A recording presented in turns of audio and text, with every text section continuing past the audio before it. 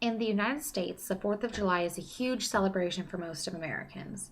It's about coming together and celebrating our independence and freedom. This day, declared in 1776, is the true beginning of the United States of America. In 1775, the Revolutionary War broke out between the 13 American colonies and Great Britain. At this time, Americans didn't want complete independence from Britain, they just wanted their concerns and their voices heard. After a year of this war and more tension being created between the two, the Americans decided it was time to do something about it.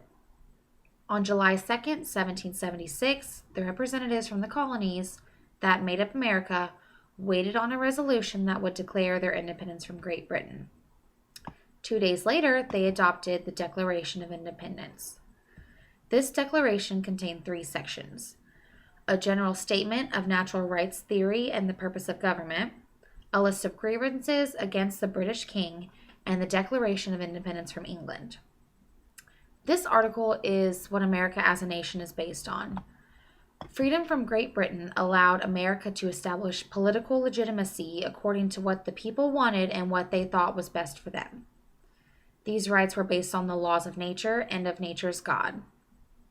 King George III was obviously not very happy about this decision, but in his address to the revolutionary speakers who had signed it, he stated, "For daring and desperate, as in the spirit of those leaders, whose object has always been dominion and power, that they have now openly renounced all allegiance to the crown and all political connection with this country."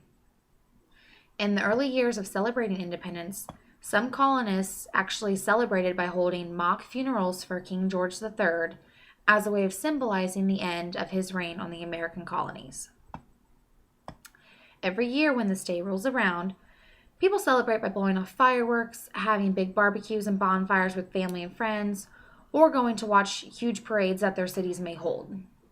It is truly a day when everyone can get together and be thankful that we live in such a great country where we are able to have the freedom of speech, the right to bear arms, and just to be able to choose what we want to do with our lives instead of being told what we have to do. In my family, we have a tradition every year where we go to my great-grandpa's farm and decorate the whole house in red, white, and blue. Everyone from my family brings different foods that we all share, and we all bring a ton of fireworks to watch go off.